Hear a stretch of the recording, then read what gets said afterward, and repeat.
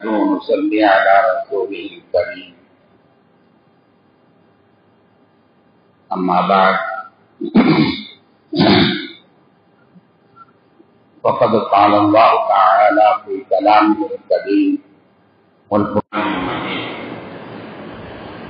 أعوذ بالله من الشيطان الرحمن الرحيم. يريدون ليطفئوا نور الله بأفواههم والله متم نوره ولو كره الكافرون. صدق الله مولانا العلي العظيم. اللهم صل على سيدنا محمد شمس الأنبياء وبدر المرسلين وقطب الأولياء وافتخار المتقين تاج الأمة شفيع المذنبين شفيعي يوم القيامة الله يا هادي.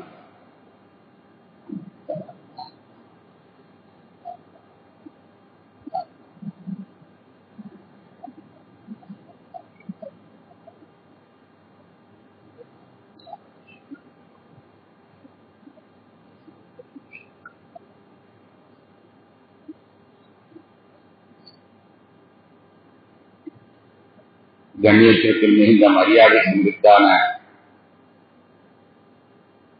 இஸ்லாமிய பெருங்குடி மக்களே,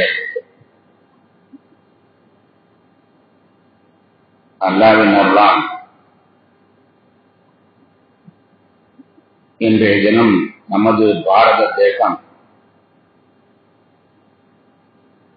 தனது 79வது சுதந்திர தின விழாவை சிறப்பாக கொண்டாடி இருக்கிறது. இந்த நன்னாளிலே அந்த சுதந்திரம் எல்லா மக்களுக்கும் கிடைப்பதற்கு அந்த அருந்துவானாக என்று நாமும் துஆ செய்கிறோம்.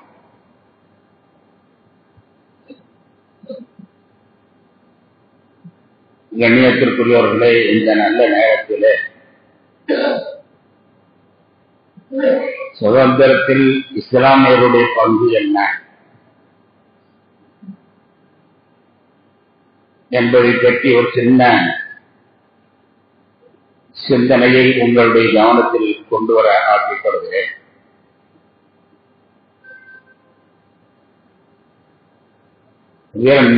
வீரன் நெப்போலியன் கூறினான், வரலாறு என்பது ஒத்துக்கொள்ளப்பட்ட மோசடி. வரலாறு என்பது ஒத்துக்கொள்ளப்பட்ட மோசடி என்று கூறினான். அதை போன்று சுதந்திரத்தினுடைய வரலாறு இஸ்லாமியருடைய விஷயத்தில்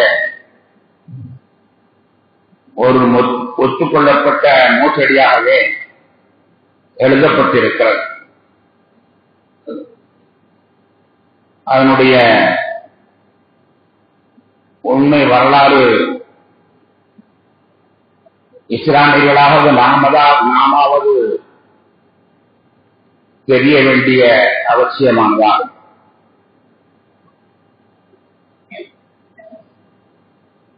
கண்ணியத்திற்குரியவர்களே, இந்த சுதந்திர போராட்டம் என்பது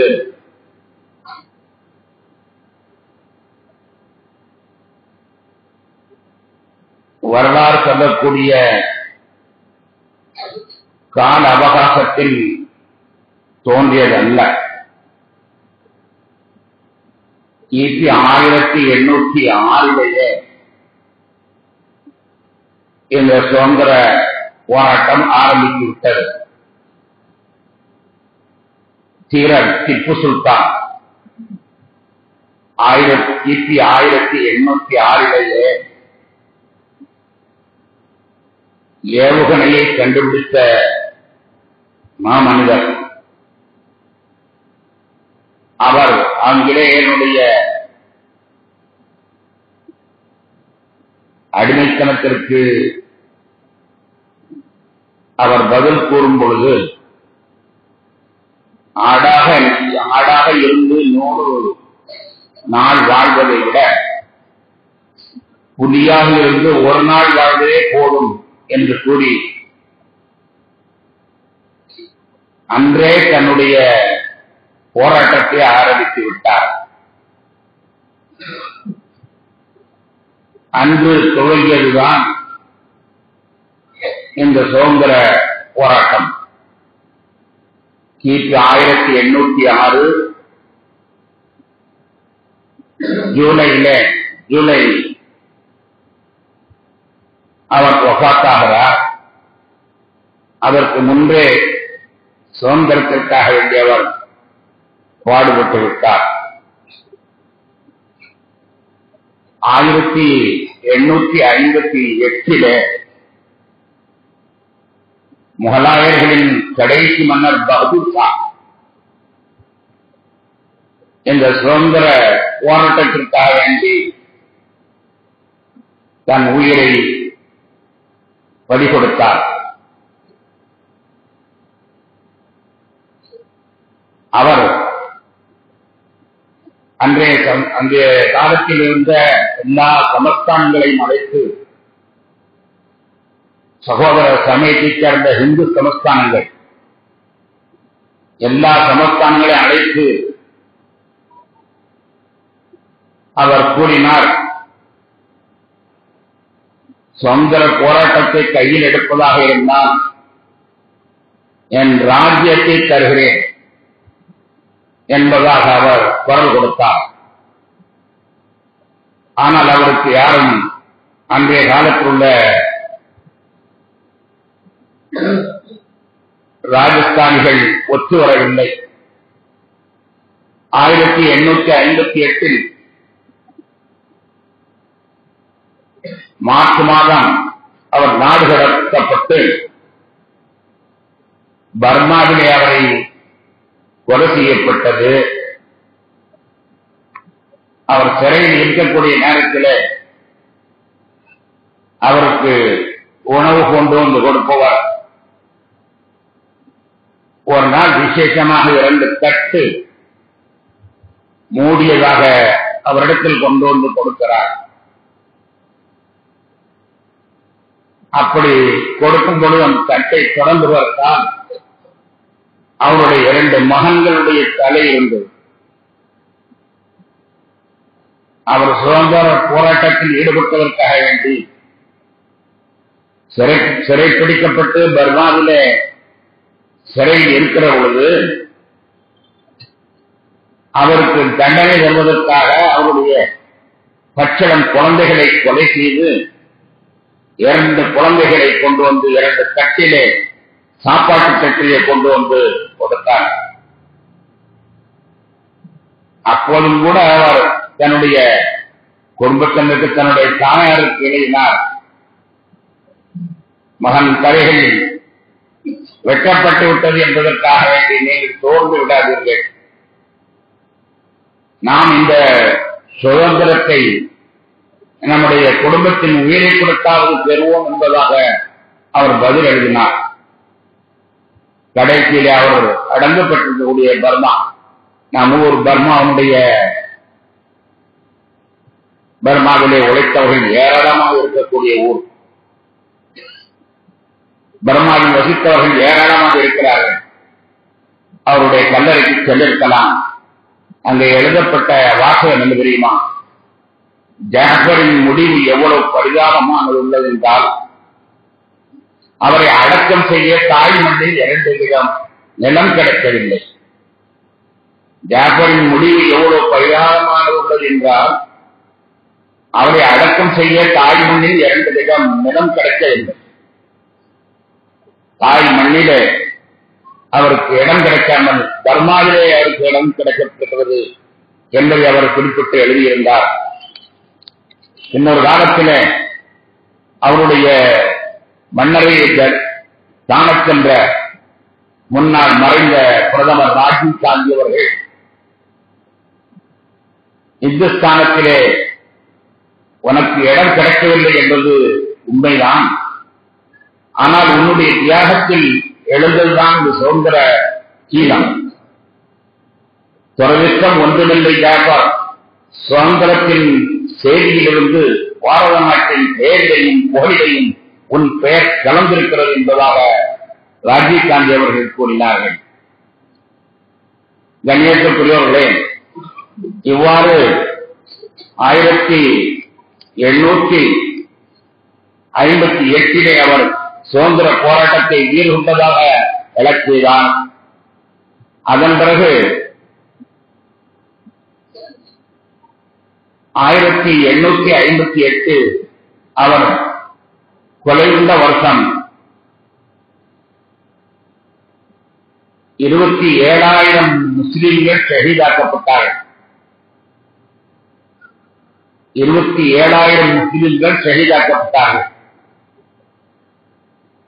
1920 ஒத்துழையாமை இயக்கத்தை காந்தியடிகள் ஆரம்பித்த போது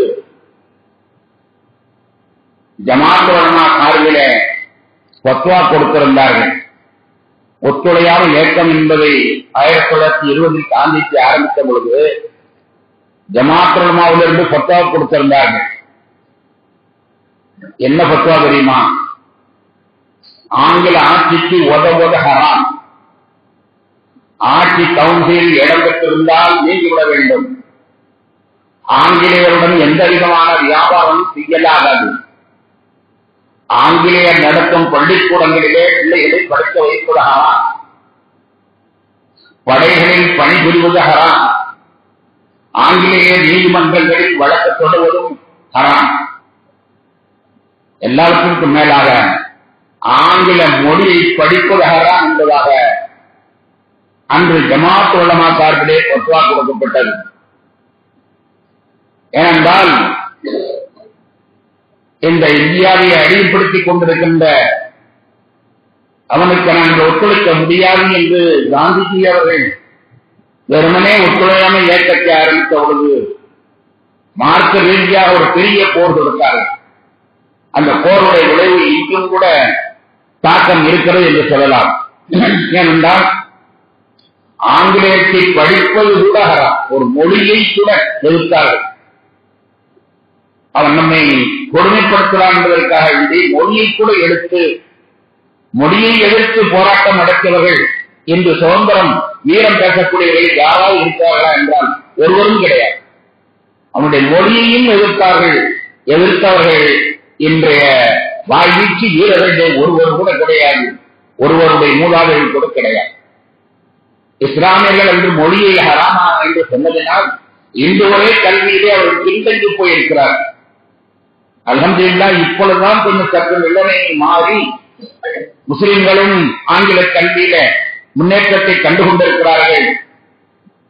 ஞானெல்லாம் சிறுவயதாக இருக்கக்கூடிய சந்தர்ப்பத்தில் கூட கல்லூரியிலேயா படிக்கப் போகிறாய், அது ஹராமான மொழியை என்றெல்லாம் சொல்லிக்கொண்டு நம்முடைய சந்ததிகளே கல்வியிலே மிக பெரும் பின்னடைவை அடைவதற்கு காரணமாக இருந்தது அங்கே அந்த பத்துவா.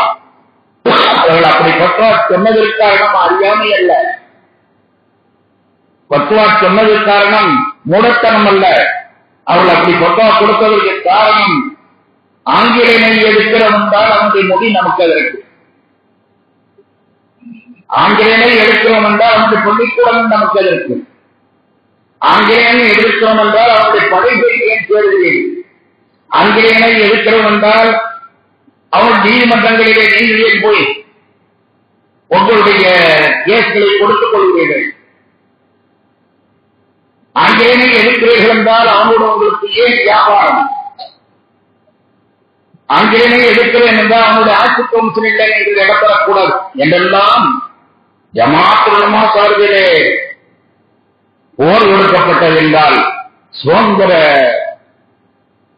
தானத்திலே எவ்வளவு முஸ்லிம்கள் வேகமாக ஈடுபட்டுக் கொண்டிருக்கிறார்கள் என்பதை பார்க்க வேண்டும். மற்றவர்கள் எல்லாம் உப்பு சத்தியாகிரகம்,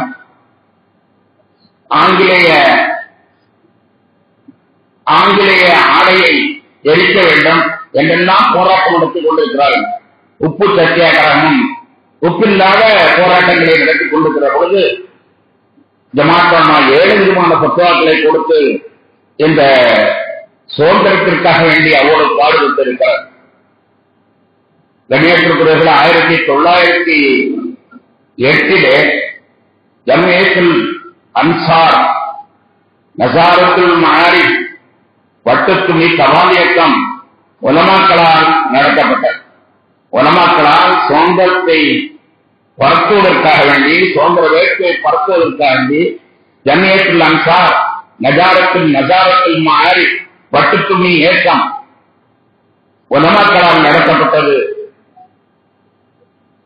மௌலானா மௌலவி அப்துல் மஜீத் சாதாத் ஆலந்தூர் என்பவர் கௌமி ரிப்போர்ட் என்ற பத்திரிகை வாயிலாக அனல் பறக்க சுதந்திர தியாகத்தை அவர் பிரச்சாரம் செய்தவர். அன்றைய காலகட்டத்தில் பக்கீர்கள், நாம் தப்படித்துக் கொண்டிருக்கூடிய பக்கீர்களை பார்க்கிறோம். அது ஓரளவு குறைந்து போய்விட்டது. அது உண்மையிலேயே சமுதாயத்தினுடைய பலகீனம் என்றுதான் சொல்ல வேண்டும். ரமதானுடைய நேரத்திலே தப்படித்துக் கொண்டு வீடுகளிலே எழுப்பிடுவதற்காக வேண்டி அந்த பக்கீர்கள் ஒவ்வொரு ஊரிலேயே பக்கீர்கள் இருந்து கொண்டிருந்தார்கள். ஆனால் அந்த பக்கீர்கள் எப்படி அந்த இதை எடுத்துட்டார் என்றால், சுதந்திர போராட்டம் நடக்கிற பொழுது இங்கே ஆங்கிலேயனுடைய பணம் வந்து கொண்டிருக்கிறது என்பதை, இந்த 3 தகவல்களை அவன் தப்பு அடிக்கும் பொழுது அந்த தப்பிலேயே சொல்லிக் கொடுப்பார். தப்பு அடிப்பின் மூலமாகவே இங்கிருந்து செய்தி அங்கே அவன் ஆங்கிலேயரை கண்டுபிடிக்க முடியாது. எத்தனையோ ரகசிய தகவல்கள் இந்த பத்திரிகைகள் மூலமாகத்தான் அது நடந்தது என்பதை எண்ணி பார்க்க கடமைப்பட்டிருக்கிறோம். கணேசத்திற்குரியவர்களே, மகாத்மா காந்திஜி மதிக்கப்பட வேண்டிய மனிதர் தான். அவரை மகாத்மாவை தலைவராக்கியது யார் தெரியுமா? அவரை காங்கிரஸ் இயக்கத்திற்கு, இந்த சுதந்திர போராட்டத்திற்கு தலைமையாக்கியவர் யார் தெரியுமா? ஷேகுல் ஹிந்த் மௌலானா மஹமூதுல் ஹசன் ரஹ்மத்துல்லாஹி அலைஹி. தேவபந்தினுடைய முன்னாள் முதல்வர் ஷேகுல் ஹிந்த் மஹமூதுல் ஹசன் ரஹ்மத்துல்லாஹி அவர்கள் தான் மகாத்மாவை தலைவராக ஆக்கினார்கள். அவர்களுக்கு மகாத்மா என்று பெயர் சூட்டியதே கூட மௌலானா அப்துல் பாரி பரஹி மஹால் என்பவர்களாகும். அவர்கள் மகாத்மா என்று பெயர் கொடுத்தது கூட இஸ்லாமியர். கணேசத்திற்குரியவர்களே, காங்கிரஸ் கட்சி என்பது அன்றைய காலகட்டத்தில் சுதந்திரத்துக்காண்டி உள்ள கட்சி அல்ல.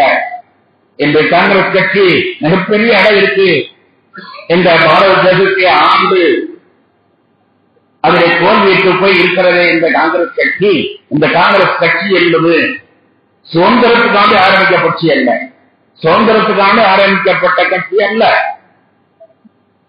இந்த கட்சி ஆங்கிலேயர் போடக்கூடிய சட்டத்தை மக்கள் ஏற்றுக்கொள்ள வேண்டும் என்று சமாதானப்படுத்துவதற்காக ஆரம்பிக்கப்பட்ட கட்சி. ஆங்கிலேயர் சொல்லக்கூடிய சட்டத்தை எல்லாம் மக்கள் ஏற்றுக்கொள்ள வேண்டும். ஏற்றுக்கொள்வதற்கு சமாதான தீர்வாகத்தான் இந்த காங்கிரஸ் கட்சி ஆரம்பிக்கப்பட்டது. ஆனால் இன்று அது இந்தியாவுடைய உரிமையை கொண்டாடி கொண்டிருக்கிறது என்றால் கூட அது ஆரம்பிக்கப்பட்டது நல்ல நோக்கத்தில் அல்ல. ஆங்கிலேய சட்டத்தை மக்கள் ஏற்றுக்கொள்ள வேண்டும், ஏற்றுக்கொள்ள செய்வதற்கான கட்சி தான். ஆனால் அன்றே ஆரம்பிக்கப்பட்டதுதான், சுதந்திரத்திற்கு எதிர்ப்பாக ஆரம்பிக்கப்பட்டதுதான் இந்திய யூனியன் முஸ்லீம் லீக். அன்றே ஆரம்பிக்கப்பட்டதுதான் இந்திய யூனியன் முஸ்லீம் லீக் என்பது சுதந்திரத்துக்கு எதிர்ப்பாக ஆரம்பிக்கப்பட்ட கட்சி. என்ற தான் சுதந்திரத்தினுடைய பாடுபட்டவர் என்றெல்லாம் சொல்லக்கூடியவர்களை பார்த்தால் அவருடைய கட்சியின் தோற்றம் என்ன என்பதை அவர்கள் திரும்பி பார்த்தார்கள். வெற்றி தலைமையில் இந்திய யூனியன் முஸ்லீம் லீக் ஒன்றுதான் அதற்கு எதிர்ப்பான கட்சியாக அன்று இருந்து வந்தது என்பதை பார்க்க வேண்டும். இதனால்தான் இல்லஸ்ட்ரேட் வீக்லியில் குஷ்வந்த் சிங் என்பவர் எழுதும் பொழுது சொல்லுவார், நாட்டின் விடுதலைக்காண்டி சிறையை சென்றவர்களிலேயும் உயிர் நீத்தவர்களிலேயும் இஸ்லாமியர்களுடைய எண்ணிக்கை அதிகமாக இருந்தது. இதுக்காண்டி உயிரை நீத்தவர்களில் இஸ்லாமியர்களுடைய எண்ணிக்கை அதிகமாக இருந்தது என்று அவர் அந்த பத்திரிகையிலே எழுதியிருக்கிறார். வங்கத்து செஞ்சம் சுபாஷ் சந்திரபோஸ் காணாமல் போயிட்ட அந்த சுபாஷ் சந்திரபோஸ் அவர் தனது இந்திய போராட்டம் என்ற நூலிலே 1920 எழுதுகிறார், பிரிட்டிஷாருக்கு எதிரான உணர்ச்சி இந்தியாவின் ஏனைய சமூகங்களில் இருப்பதை விட முஸ்லிம்களிடையே பலமாகவே இருந்தது. பிரிட்டிஷாருக்கு எதிரான உடற்சி இந்தியாவில் ஏனைய சமூகங்களில் இருப்பதை விட முஸ்லிம்களுடைய பலமாகவே இருந்தது என்று கூறியிருக்கிறதை நாம் பார்க்க வேண்டும். கண்ணியத்திற்குரியவர்களே, டெல்லி இந்தியா கேட்டுக்கு போகக்கூடிய வாய்ப்பை நீங்கள் கிடைக்கிறீர்கள், பார்க்கிறீர்கள் என்றால், வாய்ப்பை பெற்றீர்கள் என்றால் அந்த டெல்லி இந்தியா கேட்டுக்கு ஒரு தடவை சென்று பாருங்கள். நம்முடைய நாட்டினுடைய ஆதாரப்பூர்வமான ஒரு செய்தி அதிலே எழுதப்பட்டிருக்கிறது, இன்றும் எழுதப்பட்டிருக்கிறது. சுதந்திரத்தில் இறந்தவர்கள் எண்ணிக்கை டெல்லி இந்தியா கேட்டில் எழுதப்பட்டிருக்கிறது. மொத்தம் 9,53,000 பேர் மொத்தம். அதிலே முஸ்லிம்கள் 61,395, சீக்கியர் 8,050, பிற்படுத்தப்பட்ட வகுப்பினர்கள் 14,480, தலித் 10,777, ஆதி திராவிடர்கள் 598, சங்கிகள் 0,0,0,0. கண்ணியத்திற்குரியவர்களே, இது வரலாறு. டெல்லி இந்தியா கேட்டால் எழுதப்பட்டது என்றால் அது வரலாறு. அதிலே குறிக்கிறது சுதந்திரம் யாருக்கு, யார் அதிகமான உயிரை இழந்திருக்கிறார்கள்.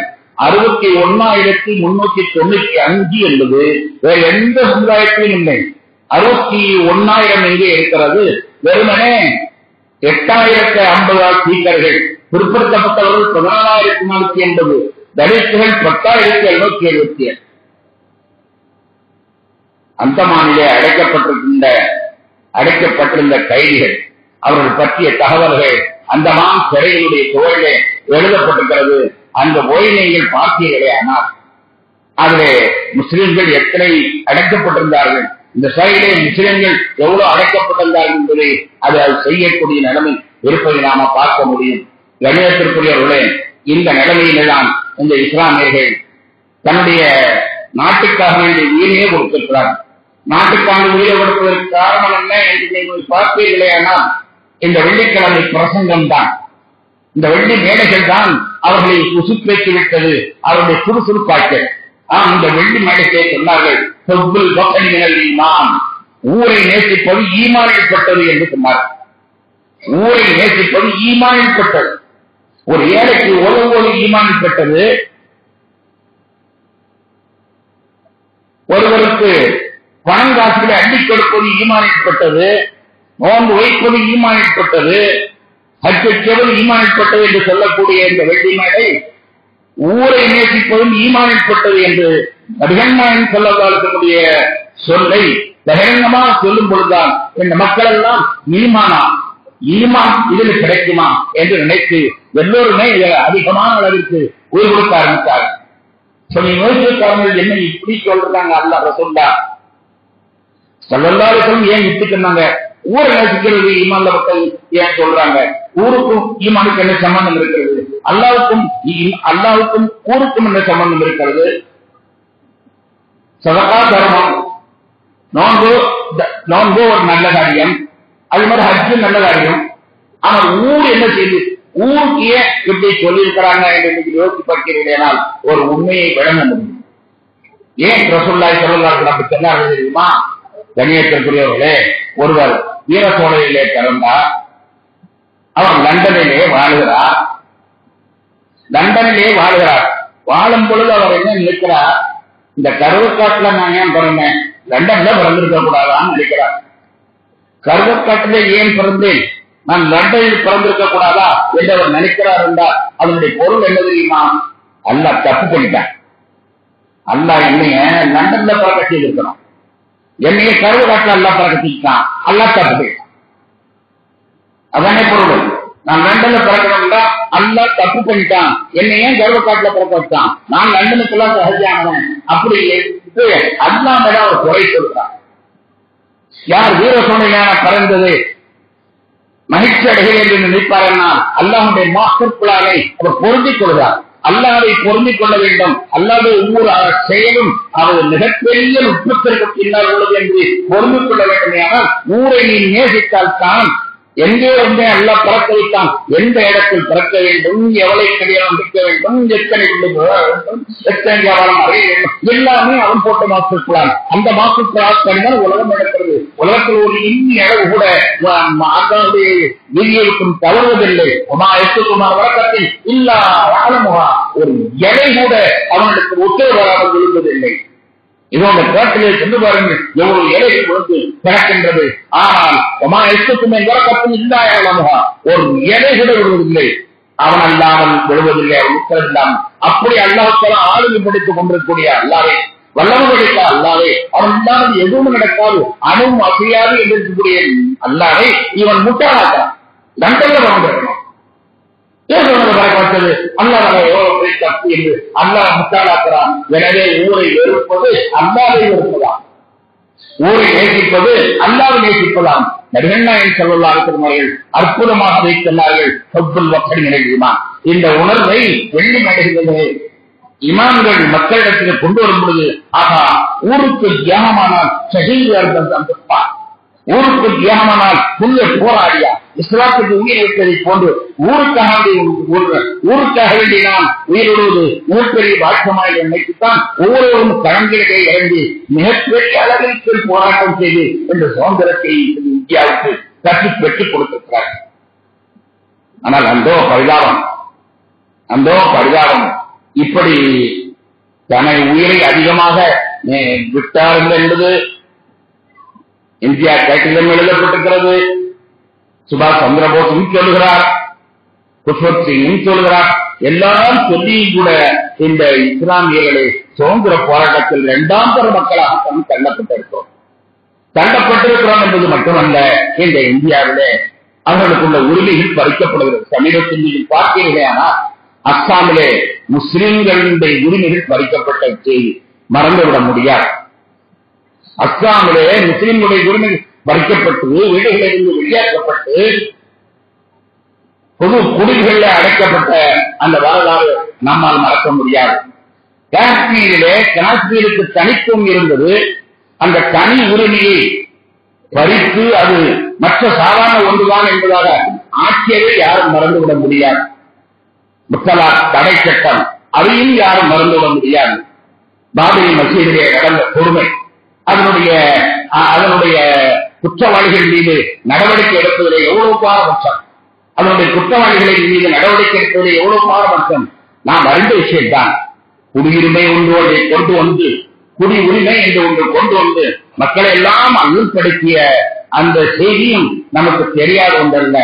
சமீபத்திலே வக்ஃபு சொத்துகளுடைய வக்ஃபு சட்டத்தை திருத்த வேண்டும். வக்ஃபு என்பது நமக்கெல்லாம் தெரியும். ஸ்தாபனாரு அவன் அல்லா மேல கொஞ்சம் பிரியமா இருந்ததுனால இந்த இடங்களை எல்லாம் அவருக்காக எழுதிக்கிறேன், இந்த இடங்களை எல்லாம் பெரியார்களுக்கு எழுதிக்கிறேன், இப்படி நாம வக்ஃபு எழுதிட்டு இருந்தோம். இந்த வக்ஃபுக்கு மார்க்க சட்டம் என்ன தெரியுமா? வக்ஃபுதாரருடைய வரி என்பது குர்ஆனுடைய வரி மாதிரி. வக்ஃபுதாரருடைய வரி என்பது குர்ஆனுடைய வரி மாதிரி. குர்ஆனுடைய வரியை மாற்றுவதற்கு எவருக்கு உரிமை என்பதை போல வாக்குதாரருடைய வரியை மாற்றுவதற்கு எவருக்கு உரிமை என்பது மாற்றிவிட்டார். அவ்வளவு தெளிவாக இருக்கிறது. அவ்வளவு தெளிவாக அவர் என்ன காரியத்திற்கு செய்தாரோ அதுக்குத்தான் அதை செயல்படுத்த வேண்டும்.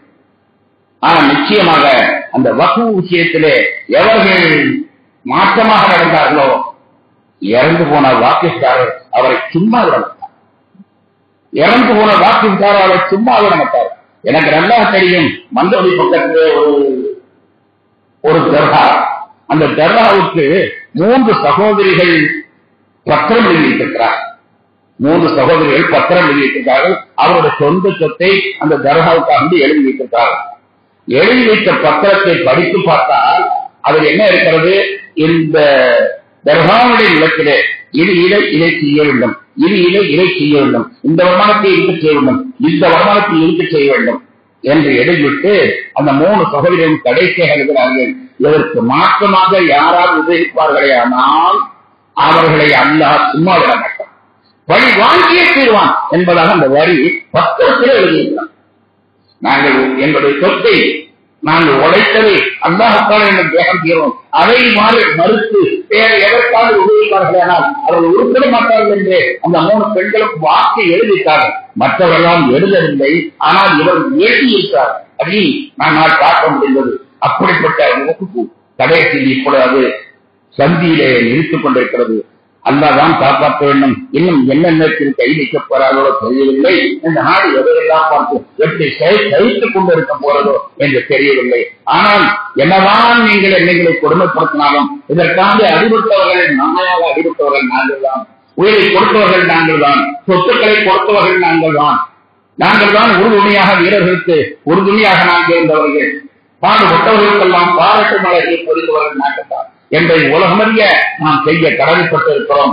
அன்புக்குரிய பெருமக்களே, இவரிடத்தில் நாம் சொல்ல வேண்டிய ஒரே ஒரு செய்தி, ஒரே ஒரு வசனம் ஆரம்பித்து நாம் வாசித்த வசனத்தில் அல்லாஹ் தஆலா சொல்கிறான், யுரீதுன லியுத்ஃபிஉ நூரல்லாஹி அஃவாஹி வல்லாஹு முத்திம்மு நூரிஹி வலவ் கரிஹல் காஃபிரூன். அவர்கள் அல்லாஹ்வுடைய ஜோதியை வாயினால் ஊதி அணைத்து விடலாம் என்று எண்ணுகிறார்கள். அவர்கள் அல்லாஹ்வுடைய ஜோதியை வாயினால் ஊதி அணைத்து விடலாம் என்று எண்ணுகிறார்கள். வல்லாஹு முத்திம்மு நூரிஹி வலவ் கரிஹல் காஃபிரூன். அல்லாஹ் தன்னுடைய ஒளியை பரிபூரணமாக்கியே தீர்வான். எதிரிகள் எவ்வளவு எதிர்ப்பை தெரிவித்தாலும் சரி, அல்லாஹ் தன்னுடைய ஜோதியை முழுமையாக்கியே தீர்வான். இந்த இஸ்லாத்தை வாயினால் ஊதி அணைத்துவிடலாம், அடைத்துவிடலாம், ஒழித்துவிடலாம், இந்தியாவதாக விடலாம் என்று எண்ணிக்கொண்டிருப்பவர்களே, நீங்கள் எண்ணிக்கொள்ளுங்கள். என்ன இருந்தாலும் உங்களால் ஊதி அல்லாஹ்வை அழைக்க முடியாது. ஏனென்றால் 61:8 வசனத்திலே தெளிவான அறிக்கையை சொல்லியிருக்கிறார். முஸ்லிம்கள் சார்பிலே அல்லாஹ் சொன்ன வார்த்தைதான் இந்த இஸ்லாமிய ஜோதி வாயினால் ஊதி அழைக்க அல்லாஹ் எப்படி நயமா தருவோம். வாயினால ஊதி ஒரு லைட் அணைக்கிற முடியுமா? ஊதி லைட் அணைக்கிற முடியுமா? செலுத்த வாயினால ஊதி அணைக்கலாம் அணைச்சிட்டு இருக்கான். ஏதோ அவனுடைய அதிகாரத்தினால் இவர்களை அழிப்போம் என்று எண்ணிக்கொண்டிருக்கிறான். அதை எவ்வளவு நயமா அந்த இலக்கியமா சொல்றான் பாருங்க. வாயினால் ஊதி அணைக்கலாம் உங்களுக்கு எழுதுகிறார்கள். வாயினால் ஊதி இந்த விளக்கை அணைக்க முடியுமா? திருத்து பேர்களை இங்க போய் வாயினால் ஊதி அழைக்க முடியுமா? அதே மாதிரி உங்களுடைய அதிகாரத்தினால் முஸ்லிம்களை இங்கு அழைக்கலாம் என்று வேண்டுகிறீர்களா? நிச்சயமாக நடக்கவே நடக்காது. அல்லாஹ் தன்னுடைய ஒளியை பரிபூரணமாக்கி தீர்வார் என்ற வசனத்தை அவருடைய வானத்துக்கு கொண்டு வந்து இந்த சுதந்திரம் உண்மையிலேயே நமக்கு மகிழ்ச்சியானதுதான். நம்முடைய மூதாதைகள் பெற்றுத் தந்தது. என்னுடைய அருமையை நாமும் புரிந்து கொண்டு இந்த சுதந்திரத்தை என்றுமே நல்லவர்களாக நடந்து கொண்டிருக்கிறோம். கண்ணியத்திற்குரியவர்களே, அல்லாஹ் தஆலா இந்த இஸ்லாமியர்களுக்கு சிறப்பை தந்திரம் புரிவானாக. இந்த இஸ்லாமியர்கள் அவர்கள் எந்த கொள்கையிலும் எந்த உரிமையிலும் இருக்கிறார்களோ அந்த உரிமையை யாருக்கும் விட்டுக் கொடுக்காமல் உங்களுக்கு தைரியமாக அல்லாஹ் தஆலா பின்புறமாக இருப்பானாக என்று கூறி விடைபெறுகிறேன். அஸ்ஸலாமு அலைக்கும் வரஹ்மத்துல்லாஹி வபரகாத்துஹு.